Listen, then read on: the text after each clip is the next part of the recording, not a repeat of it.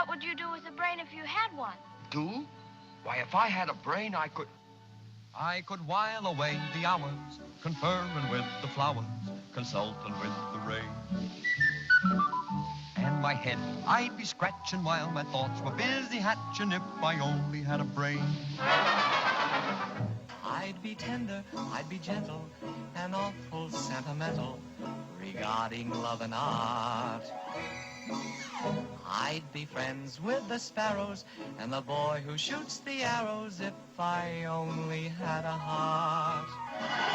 I'm afraid there's no denying I'm just a dandelion, a fate I don't deserve. I'd be brave as a blizzard. I'd be gentle as a lizard. I'd be clever as a gizzard. If the wizard is a wizard who will serve Then I'm sure to get a brain, a heart, a home. The knave. Oh, we're off to see the wizard, the wonderful Wizard of Oz. And here he is, the Wizard of Wiz, if ever a whiz there was. If ever, oh, ever a whiz there was, the Wizard of Oz is one because of the wonderful things he does. We're off to see the wizard, the wonderful Wizard of Oz. How's everybody doing today? Yeah? Well, across all Northway campuses, I want you to give a very warm welcome to the Scarecrow. I could while away the hours, conferring with the flowers, consulting with the rain. Oh, it's great to be here.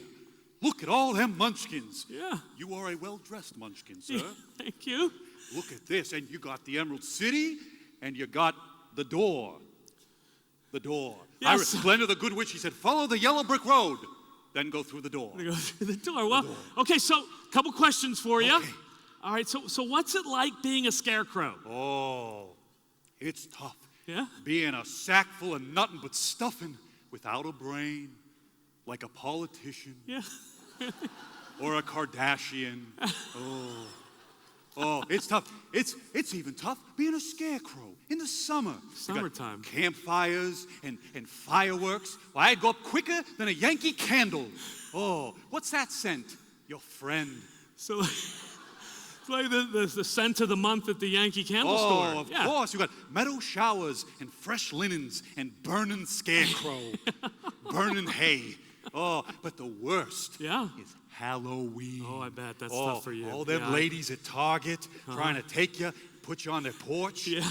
Or they're taking all your stuffing for some craft they seen on Pinterest. I said, go melt some crayons. So while you were in Oz, you were searching for a brain, weren't you? No, an iPhone. Oh, an iPhone. I had to settle for a brain. Yeah. Oh, could you imagine how much easier it'd have been with a smartphone? Siri, there's talking trees chucking apples at us. What do we do? And what does everybody do with their smartphones? They take pictures of babies and cats and food. Oh my, babies and cats and food. Oh my, babies and cats and food. Oh my. You want to see some people without brains, you just go on that Facebook. Yeah, So what are some challenges that you faced without a brain? Well, Doug, I'm really bad at names. Yeah. But the worst is having to rely on munchkins. Yeah. Oh, you know how hard it is to get good advice from people that eat nothing but lollipops? Yeah, I bet. Listen, what do you had for breakfast? Lollipops. What's your house made out of? Lollipops. What should I invest my 401k? Lollipops. Lollipops, yeah. Oh, them poor goofs. Do you see what they told Dorothy? She says, I want to get home. They say, follow the yellow brick road, kill the witch, get the broom. All she had to do was click her heels. Home immediately. Tough to get good advice. Tough to get good advice in the land of Oz. My accountant is a flying monkey. Yeah. My dentist is a bubble with lips. You ever seen a bubble do a root canal? Yeah, that's tough. My first song was If I Only Had Some Teeth. Yeah. Mm-hmm. So you ended up finding the wizard, though, The wizard? Right? Oh, we found the wizard. It's easy to find the wizard when there's literally only one road. One. Oh, it's traffic backed up. It's like Route 28 without the rock slides. But even in Oz, people still slow down at tunnels. They do they? They do. Hey, everybody, let's give a round of applause to the Why, Scarecrow thank you. tonight. Thank you. Thank you. Thank you for being here with us.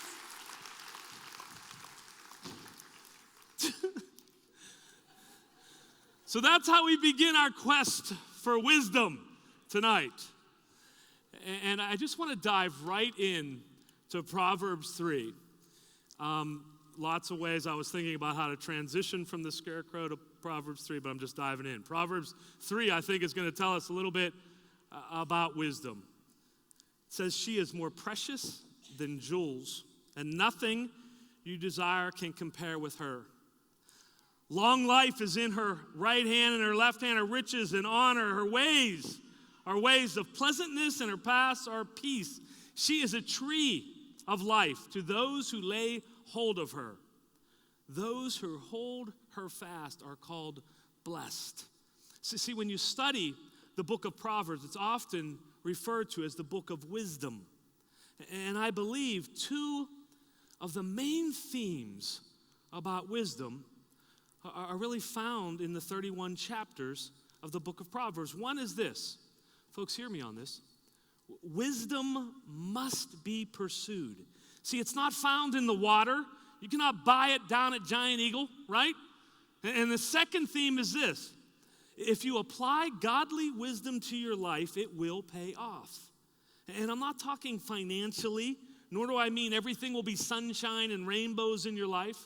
I simply mean that you will lead a full life versus a life that leaves a wake behind you of debris and drama. So based on that summary of the book of Proverbs, let me ask a few questions of you today. One, are you pursuing wisdom in your life? Are you tracking it down? You know, I get an email about once a week from this one buddy of mine, and it always includes like a funny quote or a funny picture that he found. Sometimes it's a YouTube video of some poor guy like tripping or doing something ridiculous. And it's always, each week, it's good, clean fun, and I can always count on it for a laugh. And you know, most weeks, I get an email from Doug Melder also. And about once a week, and you know what it contains? A quote from a really powerful book that he's reading. It sometimes is someone's commentary on a particular scripture that he found really interesting. Sometimes it'll be a podcast of a sermon that he really sort of got a lot out of and thought that I might also. Which of my friends is pursuing wisdom? You know, like seriously, how much time does this one guy spend trolling over mindless YouTube clips and silly quotes? So the first point, folks, and please get this, wisdom has got to be pursued. You know, the scarecrow, he went on a quest for wisdom. He wanted to understand. He understood its value. In the book of Proverbs, the opposite of wisdom, what wisdom is often contrasted with in the book of Proverbs is foolishness or folly. It's often referred to as. We are so, as a people, naturally curious about folly, right? We all have this fascination for foolishness. I mean, who didn't like the turbo lack scene in the movie Dumb and Dumber? That movie made $250 million because we love foolishness. But that's not the type of foolishness that the book of Proverbs is telling us to avoid. It's not saying avoid a good laugh or every now and then some mindless entertainment.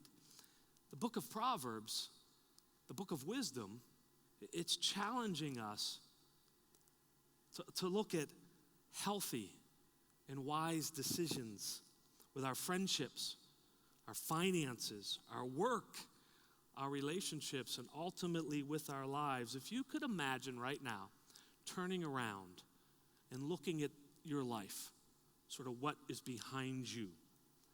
Just think of that in your mind right now. What's in the wake of your life? What have you left behind? Is there quite a bit of relational or emotional debris and drama back there? See, my guess is that some of us that look back and see some of that, it's a result of pursuing folly versus tracking down wisdom. See, wisdom always reminds us to flee from folly. Don't let it get its hooks into you. Run the other way. Don't even hang around with people that are prone for folly. Instead, pursue wisdom. And the second key thing that's pointed out in Proverbs 3 there is that when you pursue wisdom, it says that you will receive, it says in there, pleasant things, peaceful things. Think about this with me a moment, because I'm going to ask you in a couple minutes to be extremely honest with yourself when it comes to the pursuit of wisdom or foolishness. See, I believe when we are on that yellow brick road to foolishness, it may seem fun and it may seem harmless, but sometimes I know that you hear this voice in the back of your mind saying, this is going to end painfully. Hey, this is not going to end the way that you'd hoped. And conversely, when we're on that yellow brick road to wisdom, I think you can sleep like a baby. See, it's pleasant. It's peaceful. You're confident. God's favor falls on the person who is on the road of wisdom. It does not say you're going to have trouble-free lives, because nowhere in the Bible does it say that. But over time, the road to wisdom, the pursuit of it, you will feel secured and protected by godly wisdom. So summary, sort of from that Proverbs 3 is this: wisdom, pursue it, and it will pay off. So I want to give you three things tonight in this quest for wisdom for you just to consider. But this is where I told you I was going to ask you to be very honest with yourself. I'm not going to ask you to share it with your neighbor, this thing that I'm going to lead you to in a second. I'm not going to ask you to text it to us or anything like that. I'm just going to ask you to have some courage and be candid with yourselves. In fact, in your notes, I put a blank line with a couple question marks. And that's there just for you to imagine later what you would write in there and fill in the blank. So let's go through this together. You know, often people will make an appointment with me to meet. They call me, they might Facebook me or email me, and sadly, so often I can just tell that something's not right. I'm just like, wonder what's going on. And most of the time when that person sits down with me, they start to explain, and they often go back several months or even a year or so, and they tell me about an initial bad decision or unwise choice that they made. I started going to happy hours 3 or 4 times a week after work. My friends told me not to date this particular guy. We bought a house that we really could not afford. Once when I was out of town on business, I did this. I knew I should have told my wife, but I didn't. And I call that what you're doing, and I put in your notes this way: you're merging onto the unwise road. There's a lot of foolish traffic going on out there on the road. And here you come down the on-ramp. You got your turn signal on, and you're picking up speed right onto that unwise road. And from there, sometimes these folks will go on to tell me what that initial bad decision led to. You know, the initial unwise choice, it caused either a relational or a financial or emotional issues. And so often in this part of the story, others begin to be affected by the lack of wisdom or a poor decision. And I call this, so you're moving from merging, now you're speeding on the unwise road. And sometime at this point in the story, the folks tell me how they managed to do some damage control to sort of regain hold of the situation. That they may talk about how they had to apologize for something. They stopped certain behaviors. They sort of put it in the past. And it's here every time in my mind what I'm thinking is, please let the story end there. Please let that be the end of the damage. That they did regain control. You know, I think one of the best illustrations of this is these commercials for DirecTV. They've won commercial of the year, right? And they're funny. And they just start out with like a bad decision that was made, and then at the end, something catastrophe happens, right? Have you seen these? A couple examples, like I got pictures here. When you have cable and your picture freezes, you get irritable. And when you get irritable, your work suffers, and when your work suffers, the wrong man gets convicted and goes to jail, and the wrong man in jail has a lot of time to think, and with that time, he thinks a lot about you. And when he thinks a lot about you, your house explodes. Don't have your house explode. Get DirecTV, right? My favorite one is probably when your cable goes on the fritz, you get frustrated. Your daughter begins to imitate your frustration. When she imitates you, she gets thrown out of school. When she gets thrown out of school, she meets undesirables, and when she meets undesirables, she ties the knot with one of them. When she ties the knot with one of them undesirables, you get a grandson with a dog collar. Don't get a grandson with a dog collar, right? Get DirecTV. It's the funny way of looking at a decision that leads to a catastrophe. Well, those are amusing, and they make the point of sometimes an unwise decision can have a lifetime of consequences. But I've had these meetings, see, where one unwise decision led to another, and where damage control and the attempt to regain control was not successful.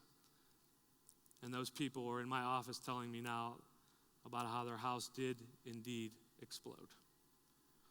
Maybe it's their finances are destroyed, a career is ruined, a marriage has ended. And when they're sitting there sort of explaining the consequences of the decision, there's nothing funny about it. I'll be honest with you, it's the most gut-wrenching part of my job as a pastor. And I would call these the third step, sort of dealing with the consequences of on the unwise road. So here goes the brutal honesty part I want you to do with yourself. Are you currently in any of those places on that unwise road? Are you right now merging, and that voice is saying to you, this is not wise. This is not harmless. You need to stop this before it's too late. Or are you speeding down that unwise road right now, and you're scrambling to regain control, seeking to apply as much damage control as possible, wanting to start, wishing you could have a do-over or take a mulligan or go back in time and fix something? Or are you on the verge of having to deal with the consequences of the unwise road? You're quickly realizing it's just a matter of time before you're calling me or a trusted friend. And if you've been real honest with yourself right now, I bet you can identify at least one area in your life that you are prone to folly. One area that you're prone to foolishness in your life. Or maybe with that area, you've placed yourself already on that road somewhere. So I just want to get practical with you for the next few minutes. There are many sections of the book of Proverbs that I could have chosen, but I've landed in chapter 5. As we walk through it, I really want to pull out what I feel like I see as 3 practical pieces of wisdom for you to consider right now and applying to whatever it is you imaginary filled in that blank as the area of your life that you are prone to foolishness. See, Proverbs 5 is a father talking to his sons, and he's pleading with them not to get mixed up in adultery. And it says this, "My son, be attentive to my wisdom. Incline your ear to my understanding, that you may keep discretion and your lips may guard knowledge. For the lips of a forbidden woman drip honey, and her speech is smoother than oil. But in the end, she is bitter as warm wood, sharp as a two-edged sword. Her feet go down to death. Her steps follow the path to Sheol. She does not ponder the path of her life, her ways wander, and she does not know it. Oh, now. Oh, sons, listen to me, and do not depart from the words of my mouth. Keep your way far from her, and do not go near the door of her house. See, I think there's really a simple piece of wisdom in there. And it's saying this: don't even go near the door of her house. See, I called this first piece of wisdom's advice, interrupt unholy patterns. What is that area of folly that you know that you're prone to in your life? What place are you on the road? And please stop making it so convenient. See, what the Father is saying is here, I don't even care if her house is on the way home from work. Go home another way. Stop making it so convenient, because I think often bad decisions are convenient decisions. They are often too easy, and then they become habits or patterns, and we need to interrupt them. We need to make them less convenient. So for some of you, this isn't rocket science, right?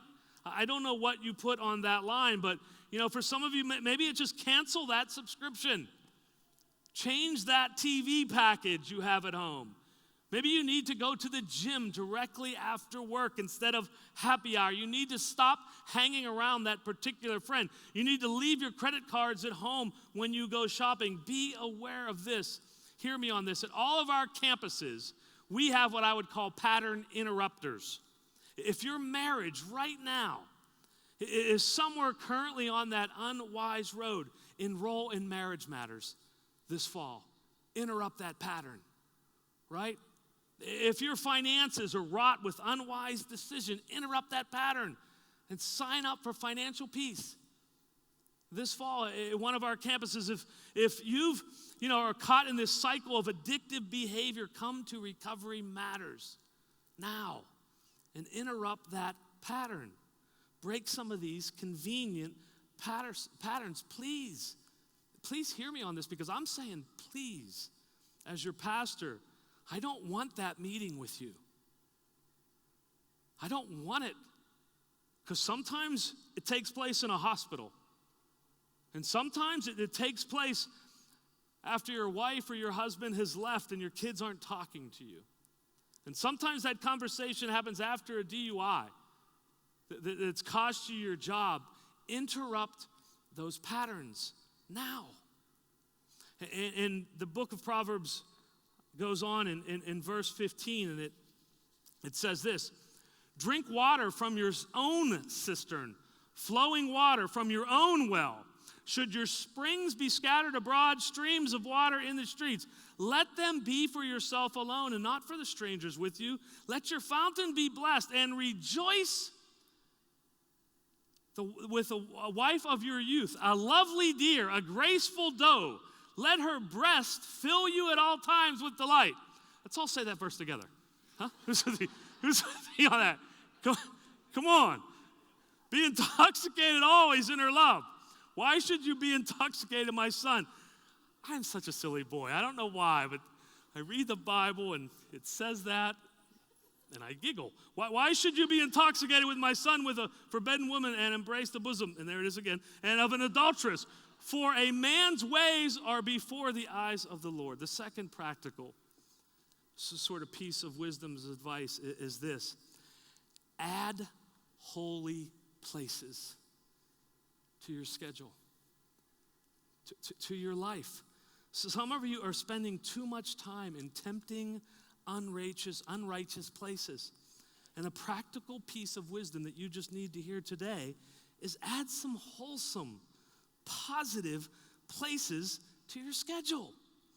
If you have a history of spontaneous bad shopping decisions, do not exercise by speed walking at the mall, right? Get out to a park and add some positive places to your life, right? If you make unwise decisions on dates after a few drinks, date at Panera. You got me? Add some wholesome places. If you are working way too many hours and it's causing a disconnect between you and your wife, go home and tell her she reminds you of a lovely deer and a graceful doe, and maybe she'll let your breast delight you, right? That's what it said in there. I'm preaching what it said. Put yourself in righteous situations.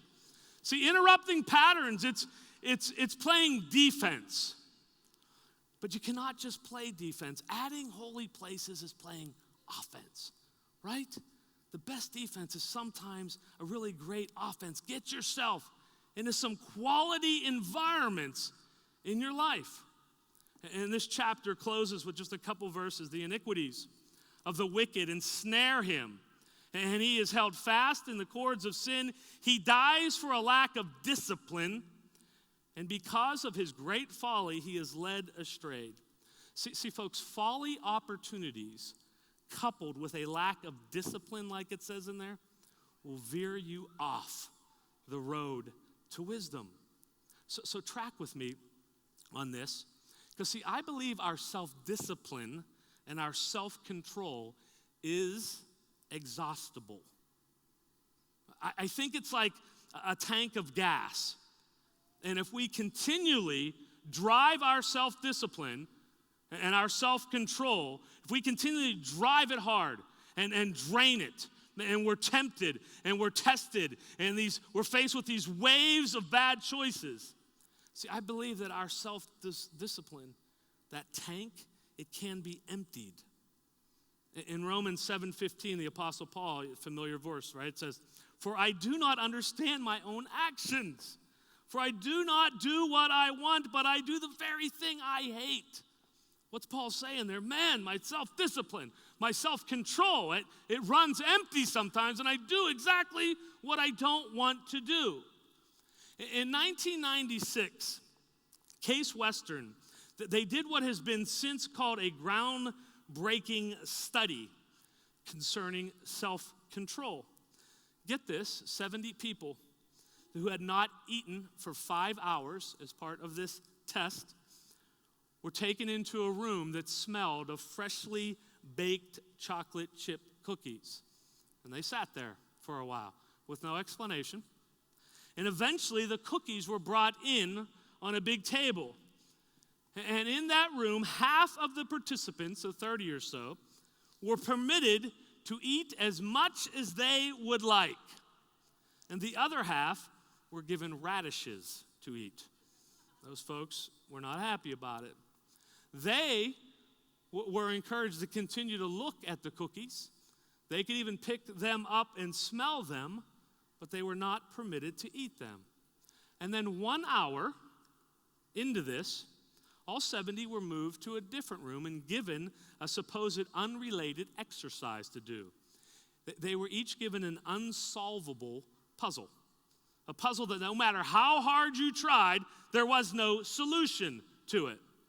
And those that ate the radishes gave up on the puzzle almost immediately, while the cookie eaters, in every case, made at least twice the amount of attempts to solve the puzzle and spent at least twice the amount of time trying to solve it. In other words, those that were tempted and had to resist the cookies could no longer find the discipline to take on this tough task that was in front of them. Their conclusion in this study was self-control and self-discipline, it can be depleted. Your tank can run out. Always making wise choices, always choosing wisdom over folly is not just a matter of trying harder. See, because your self-control fuel, it can be depleted. This is why I think sometimes you snap or get angry at something that didn't even bother you the day before, right? This is why sometimes you can resist temptation, but the next day, like, you crash and burn. This is why sometimes you make really good, healthy choices, and then just for whatever, this one day, you wake up the next morning and you say, what in the world was I thinking? So see, this third piece of practical wisdom from this test. I just have simply called it response able. You know, we all need to become more response able when faced with foolishness and folly and unhealthy or unwise decisions. And if our self-control or our self-discipline can truly be depleted, then folks, the answer is not, hey, just stop being foolish. Try harder. The answer is not stop sinning. Just try harder not to sin. See, the answer is we've got to regularly fuel the self-discipline and the self-control tank. How? You know how. Pray more. Read Scripture more. And receive grace more. And you will fuel your tank. I mean, you get number one, right? Pray more. Whatever it was that you wrote on that blank, you've got to pray for self-control in this area that you're prone to in folly. Tell God what you're struggling with. He's already aware of it. It's not going to catch him off guard. He's not going to go, oh, geez, what in the world? I didn't see that. No, he knows. Tell him. Tell him you need help. Tell him you need wisdom. Have him help you interrupt some patterns and find some more holy places. Ask him. Pray. Read more Scripture. The second thing, read more Scripture. The book of Proverbs is broken conveniently into 31 chapters, right? Take one a day. Knock it out in a month. I know so many people that do this. Read the book of Proverbs, a chapter a day. Couple that up with a book from the book of Psalms. Man, you're rolling. That's good. That's going to fuel that tank. It is. And then this third one. Because I believe that for some of us that are headed down this road of wisdom, or they want to head down this road of wisdom and stop heading down the road of foolishness, it starts with receiving God's grace and forgiveness. For some of you right now, you just got to hear this. You blew it. You made some unwise choices. Okay, receive God's grace. The Christ that paid your penalty on the cross for that. Own it. Apologize for it. And then get going. Get going down that road. Some of you today, you've got to stop punishing yourself. Folks, you got to be wiser next time. But stop beating yourself up or allowing someone else to beat you up or beat you down over past mistakes. Folks, our God is not a God of condemnation. So whatever that voice is that you hear in your head that's telling you that you're a loser, that you're never going to make up for that mistake, that you're a fool, please hear me on it. That ain't God. That is the enemy of your soul. And he wants to keep you where you are and destroy your life. And you have the power to stop listening to those voices. You can tell the enemy, say, get out of my life. You got your rear end handed to you at the cross, and you have no power in my life. Stop listening to that and just receive the grace that is just yours for the asking. This past Tuesday night at our Wexford campus, there were 20-some baptisms at a worship event. And they were all amazing. Many of them were profound and so emotional. But there was one that got me. There was a 21-year-old gal, single, 8.5 months pregnant. And she got into the baptismal. I talked to her this week, and she said I could read some of what she shared right before she was baptized. She said, I was headed down the wrong road. I was desperate, making foolish choices, and I found out in the midst of that I was pregnant. I decided to turn everything over to God. My pregnancies, my worries, my broken relationships, and my future. It's all in his hands. And he's been working so rapidly in my life, it's amazing. I have denied my flesh and given my life to Christ. I have taken a vow of purity until I find my husband. I want to be a Christian role model for my son. God works in amazing ways, and I cannot thank him enough for bringing me this miracle and saving my life. I want to publicly tonight profess my faith and trust in Jesus Christ and take the next step of committing to walk with him and be washed clean in baptism. She's made a decision to interrupt some unholy patterns. She has made a decision, a wise one, to add some holy places to her life. And she is determined to become response-able going forward. But where did it start? I blew it. God, I need your grace. And God said, you got it. He said, come on, let's go. Come on, I got you. We're going to get through this. You're going to be amazing. I just really believe that today, some of you need to do that. You've been beating yourself up over something, the guilt and pain of a past mistake, and you won't let it go. Or someone else is reminding you of it constantly, or it's the enemy telling you about it. Just receive the grace. Receive his grace. Jesus Christ went through that agonizing death on that cross to forgive us of our sins, to provide a new path, and all you've got to do is receive it. I'm going to ask the campus leaders at our other campuses that come up front. I'm going to ask everybody across Northway to stand up.